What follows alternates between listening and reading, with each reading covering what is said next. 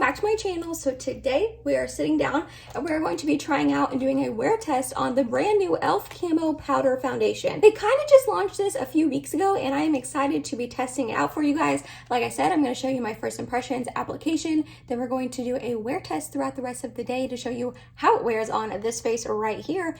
And I'm a little nervous, not gonna lie, but I'm also very, very excited. So before we get started, don't forget to upload every Tuesday, Thursday, Saturday, and Sunday for you guys. If you like this video while you're watching it, please go ahead and give it a big thumbs up. It really does help my channel out. And other than that, if you're excited and you want to see first impressions and a wear test on this new foundation right here, then let's go ahead and get started. The reason why I say I'm nervous for this video and to try this powder foundation is because I've really only ever super loved one powder foundation in the past, and that is the MAC Studio Fix powder foundation. I love that powder foundation with my whole entire heart. I've been wearing it and using it for probably like 7-8 years at this point. I've been through a million compacts of it, and it's really the only one that I love on my skin. I've tried other ones. Can I think of any off the top of my head? I've tried the JCat Aquassurance. I've tried the L'Oreal Infallible powder foundation in like the red compact that came out like last year. I know I've tried more powder foundations than just those two other ones, and then the MAC one as well. So I want to say that I'm not like a powder foundation aficionado, but I feel like I've tried quite a few different formulations to compare this to. So like I said, this is the ELF Camo Powder Foundation. I picked up the shade Fair 120 in, and there are a couple claims on the back that I will go ahead and read to you. It says it camouflages imperfections and evens out skin tone with this primer infused talc-free foundation. The lightweight powder is finely milled to provide long-lasting and buildable coverage for an airbrush finish. I like that. Directions say, use included sponge to build coverage for an airbrush finish, reapply as needed. Also, it has a 6-month shelf life. So I went ahead and picked mine up off of Ulta, and it retails for $11, which I don't think is a bad price. Obviously, ELF is pretty affordable, so there is that. This is what the compact looks like. It's just a pretty basic white compact, nothing too special about it, but it feels nice. It doesn't feel like weighty or luxe, obviously, because it's ELF and it's $11, but it doesn't feel like cheap, like it's gonna break or anything like that. When you open it up, it does have a nice big mirror in it, and then it comes with the powder right here. It just says ELF Camo on the inside, like embossed in there. And then like most powder foundations, when you lift this up, it comes with a sponge for you to use. And I'm not gonna lie, I love these little sponges. Whenever I use my MAC Studio Fix powder foundation, I always use the sponge that comes with it. This one does feel a little thin and like a little flimsy. I wish it was a little thicker and more substantial because I am going to use this, but I know a lot of people don't like this style of application, and a lot of people prefer to just use a brush, which maybe I'll try that out today. I don't know, I haven't fully decided. So looking at it in the pan, I feel like it looks like it might be a little too yellow for me. Again, I picked up the shade Fair 120N, but we're obviously going to give it a go. Oh, is that too light? Oh, this might be too light. Okay, well, we're gonna try it out anyways, but it did feel nice and silky when I just rubbed it between my fingers. It didn't feel like too drying or chalky or anything. It is primer infused, so I guess it's supposed to last a long time because of that. So I'm excited. I'm a little nervous now that shade match. Hope it doesn't look terrible. If you're curious about this eye look right here, a video on it will be coming very, very soon, so keep an eye out for that. So my last foundation wear test I did a couple months ago, and I asked in that video if you guys wanted me to prep my skin how I normally would when wearing it, because I feel like if I don't prime and don't do all the things that I typically would when wearing a foundation, I can't truly give you my accurate thoughts because it's not how I would actually wear it. So I am going to go ahead and prime today, especially since this is a powder foundation and it says it's not drying, but I have dry skin, so I have a feeling it's going to probably be a little bit drying on me. So I'm going to go ahead and use my Tatcha, the Liquid Silk Canvas Primer. I love this primer. I think it works very, very nicely with a lot of different formulations. It does a little bit of everything. It adds a little bit of hydration and a little bit of like smoothing and pore filling, and it really does help makeup last a while, and it just like feels nice on the skin. So I figured it would be a good match for this foundation. I'm also going to go ahead and put a little bit of concealer under my eyes since this is a powder foundation. Typically that's what I do when I use powder foundations. I will go ahead and conceal before and then put it on. So I'm going to use my Kosas Revealer Concealer in the shade 0.5 in. I love this concealer. It is one of my favorite concealers ever. So let's blend this in.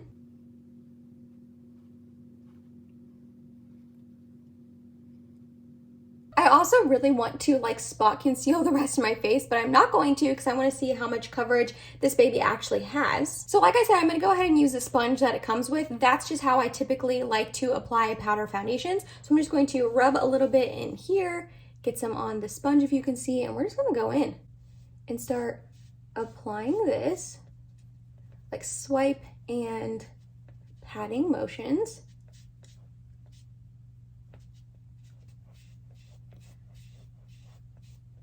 So right off the bat, it is definitely a little bit too light for me. That's not looking that good, huh?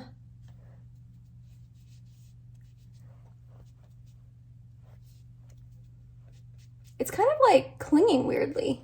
Usually I love this primer. Oof, okay, I'm just gonna try. Oh, okay. If you guys can see, like right off the bat, it's not really like blending in nicely with my skin. It's kind of like clinging weirdly and emphasizing pores and all of that. Let's see if it can cover up this. I mean, it has decent coverage from what I can tell. Let's try a brush. I'm gonna use my BK Beauty 105 brush. It's a really big, densely packed brush. And let's see like how that applies the foundation like on my forehead. Oof.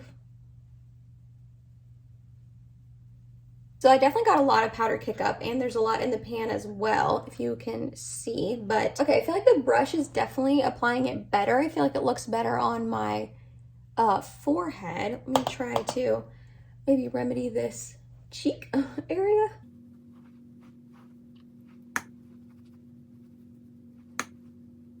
So right off the bat, I don't like this.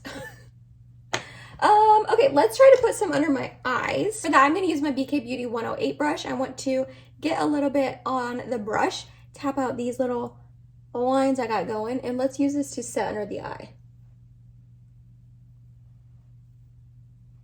Okay, so I feel like it looks darker under my eye. I'm guessing it's oxidizing with the concealer, which kind of makes sense, I guess, but I don't like that because now I feel like my under eyes look darker than my, the rest of my face. This probably is a decent shade match for me. It actually looks like it's matching my neck pretty nicely. I thought it was going to be too light, but okay, let's try to add a little bit more to my chin. My chin is looking really rough right now, if you can see. It's just looking like dry and... Okay, so it's definitely looking the best on my forehead, and that could be one of two things or both things.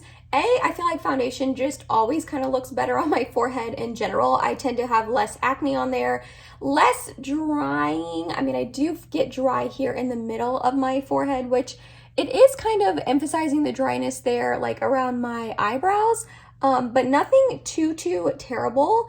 And obviously your forehead doesn't really typically have a ton of pores showing, kind of like your cheeks, in this region would. Also, that is where I only applied it with the brush. I didn't use the sponge. I mean, it tells you to use the sponge in the directions, and I typically do enjoy powder foundation sponges, but where I applied it with the sponge, it just looks very heavy and a little cakey, and it was like clinging onto my cheek weirdly. Maybe I just didn't give the Tatcha enough time to dry, but I typically always go in straight away with my foundation. This isn't usually the type of primer that you need to let set down and soak into your skin, kind of like the Milk Hydro Grip Primer. So where I first applied it on my cheeks with this sponge, it's looking very thick and cakey, and it's really emphasizing my pores right here, if you can see. And then this cheek just, I don't know, the brush definitely helped the cheek out, but it's just looking kind of like dry. It's kind of clinging here weirdly. It didn't fully cover up everything I really wanted it to. Then on this cheek, if you can see, it didn't fully blend in here either. It just kind of looks like it's sitting on top of my skin, which, I mean, it's a powder foundation, so it's not going to like really melt into your skin kind of like a liquid would. And also it looks pretty terrible on my nose here. It's looking very dry as well. It didn't cover up the redness on my nose like I would have wanted it to. And then around my chin, ooh, yeah, it looks rough around my chin, which that's usually the area that foundation does look rough on me. It just didn't like fully cover up all the redness here, and it is looking very dry. Like this region right here is not looking very good. So Yeah, and it feels dry. I mean, the one of the claims of this is that it is not drying. It is also a powder foundation. Maybe I should have, like, you know, expected that, but I don't know. It has pretty decent coverage for a powder foundation though, so like that's good, but I don't know, right off the bat I'm not loving this, and it does not look good under my eyes. It could be the Kosas concealer, like maybe it just doesn't mesh really well with that concealer, but it looks awful under my eyes. It's already creasing again, and it oxidized under there as well. It looks really dry, and it completely took away like all the coverage of the concealer. If you can see, like my dark circles are just peeking through. Let me try to add a little bit more maybe. Yeah, I don't think that helped. So upon first impressions and first applying it to my face, I'm not loving it. I don't think it looks that good. Maybe from like far away maybe, but not really, because it is very, very light on me. It just looks weird here under my eyes. It looks darker. It didn't cover up the redness and stuff here in my face. And yeah, I don't know. I just don't think it looks that good on me. I don't think it looks that good on my skin, which is a bummer. I was hoping I'd really like this. I've been trying to find a powder foundation that I like as much as the MAC one. I've been trying for years, and each one I try just doesn't live up to it. Let's fast forward through the rest of my makeup applications. So you can see how everything else applies on top of this, like my bronzer, blush, and highlight. And then we are going to set it down with a setting spray today. I need to like help melt it into my skin a little bit more, because right now it does not look good. Okay, let's do the rest of my makeup.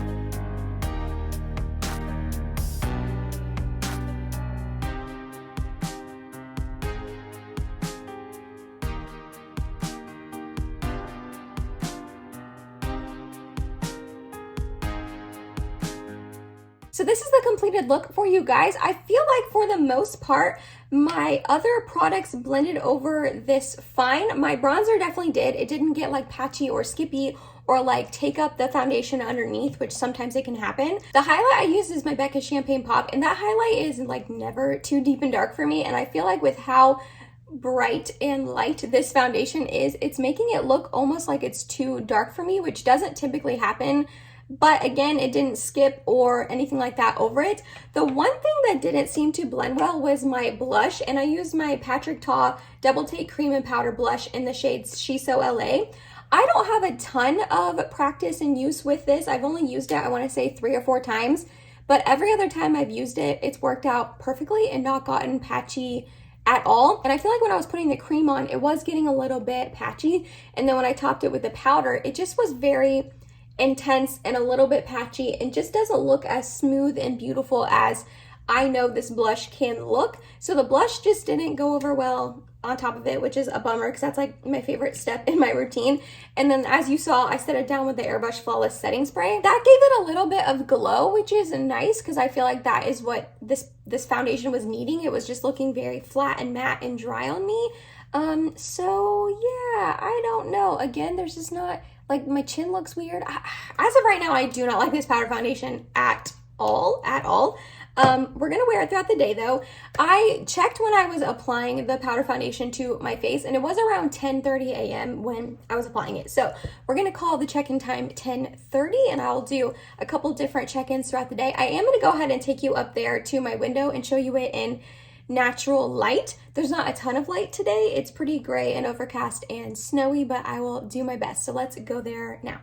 Alright, so here's the foundation in front of my windows in natural light. Again, there's not a ton of it. I'm so sorry about that, but I'm working with what I got. So if you can tell, it just doesn't look that good. I'm gonna try to hold the camera still, but I'm not very good at that. It just doesn't look that good on my skin. It just looks like it's sitting on top of this. It didn't cover this acne up. My chin looks awful. Like, this region, again, just does not look good. Actually, looking up close now, my makeup does look definitely really patchy on this cheek for sure. I didn't realize that in my lighting over there. This one looks better, but it just does not look good on my skin at all. I don't like it at all. But yeah, it's about 11 o'clock now. Like I said, our check-in time is going to be 10:30. I will come back in a couple hours and show you how it is looking on my face. See you then. Alrighty, so we're back in front of the window for my check-in. It is now 3:30, so I've had this foundation on for 5 hours. And you guys, I'm a little conflicted on it. So in the past 5 hours, don't mind the mess back there, okay, sorry. In the past 5 hours, I haven't done a whole lot. I've mainly been hanging out at home, doing laundry, editing, and that kind of stuff. But I did walk on my treadmill for 20 minutes, which isn't the most like intense or rigorous workout, but I walk on the speed 3.5. And for someone with short little legs like me, that is quick. And I definitely work up a little bit of a sweat. And then also I did go ahead and run a little errand. It was very short. So I only had my mask on for a couple minutes. So you don't really see any thing coming off, maybe a little bit here from the line. But other than that, I'm a little conflicted on this foundation. So on my cheeks, I don't think it looks terrible. Like the coverage isn't coming off. It still looks a little funky here, if you can see, but like nothing is really fading on it, like bronzer, blush, and highlight wise. And it still looks really good up here on my forehead. It's just like right here. I don't know, it's definitely wearing a little bit better than I was anticipating it wearing for sure. I feel like it is definitely combining with the oils on my face. I definitely think the Charlotte Tilbury setting spray helped like melt it into my skin, but I think that plus combining with the oils on my face the last couple hours have, I don't know, kind of brought it to life a little bit, giving it a little bit of luminosity since it was so matte and drying before. So yeah, other than like right here, I don't like it right here at all, but the rest of my face doesn't look terrible. So like I'm a little conflicted on it, you know what I mean? But here's how it's looking 5 hours in. I don't know how long of a wear test I'm gonna do. Haven't fully decided that yet. We'll see how the rest of the evening goes, but it'll be at least 8 hours. So yeah, I don't know. I definitely still don't like it, but I don't absolutely hate it. You know what I mean? But yeah, I will see you in a little bit for my final check-in. I feel like I've gotten more and more disheveled as this video has gone on, but that's real life, baby. It is about 7:45. I'm here to do my final check-in for you guys. I don't lie. I don't really think it looks that good. So I know 7:45 is kind of like an awkward time to end the video. It's like 9 hours and 15 minutes. But anyways, I've had this on for a little over 9 hours. I feel like that is a really good wear test for you guys. I figure if you pick this up and you need to wear it to work or anything like that, that's typically going to be around the amount of time you would have it on by the time you apply it, wear it all day at work, come home, all of that. So yeah. My final thoughts. It just does not look very good. Kind of ignore the chin, only because I just got done eating potato soup and I put cheese in it. And as I was eating it and the cheese melted, it got really stringy and it kept like falling on my chin and I kept having to wipe my chin off. So would the chin be this broken up without eating potato soup? Possibly not, but again, that's real life, baby. If your foundation cannot survive through potato soup, should you even be wearing it to begin with? I don't know about that. I just don't think it looks that good. Again, right here, this whole region of my face just looks awful, like truly. It doesn't look too bad again here on like the outer portions of my cheek, kind of like how I mentioned earlier. I do definitely think my products faded on it though, like my bronzer and my blush. Does that really speak to the bronzer and blush, or does that speak to the foundation? I don't know. I guess kind of a little bit of both. But again, this region just looks, it just looks bad. It is so dry and like broken up. And right here, what's going on here? It's like super like broken up and dry, and like again really emphasizing my texture and pores, which it was doing earlier anyways. I mean, the chin looks pretty atrocious. Even here between my forehead, my what are these called? Eyebrows. It's like just, I don't know, just like not looking very good. However, I will say it did not get oily, which is nice because even though I have more drier skin, I do tend to get oily throughout the day. So I am glad that is a pro. As of right now, I don't recommend this powder foundation to you. I just didn't love any really part of it. I didn't love how it looked when I first applied it. It looked okay in the middle of the day about 5 hours in, but now it's just kind of looking really rough. Like, it does not look good. You cannot tell me that this looks good. You don't lie to me. So overall, I would say that this is a skip. This is a pass, sadly. I'm going to keep testing it out. Obviously, I'm not going to try it like one time and then never try it again. But I think how I'm going to try it in the future is kind of setting my face with it. After using a more lighter coverage foundation or a complexion product, I don't really own a lot of those if I'm being honest, but I'm kind of imagining it with my Wet n Wild Tinted Hydrator, like foundation tinted moisturizer. That also is a bit drying on my face, so I don't know how the two would work out, but it doesn't provide like a ton of coverage, so this would maybe help set down my face and add more coverage to it. I will never use this on my under eyes again though. Like my under eyes just look dry and atrocious and just like real bad. So yeah, overall I don't recommend this. I don't like it on me. I think it broke up. I think it's dry. I think it looks terrible on my skin. Like really terrible, guys. So yeah, let me know down below. After this review, are you planning on picking it up? Have you already picked it up? I mean, I don't think $11 is a terrible price for a, you know, powder foundation. I think it's a little high for ELF, but it's not terrible in my opinion. I mean, the MAC one is, I don't know. I should know. I've been buying it forever. I want to say $28. So you're definitely, you know, saving money with the ELF, but I personally would get the MAC Studio Fix over this one, but I'm also partial to it. I've been using it forever and I love it, so I'm definitely very biased. But that was it, you guys. That was my review, my wear test, my first impressions, all of the above on the ELF new Camo Powder Foundation.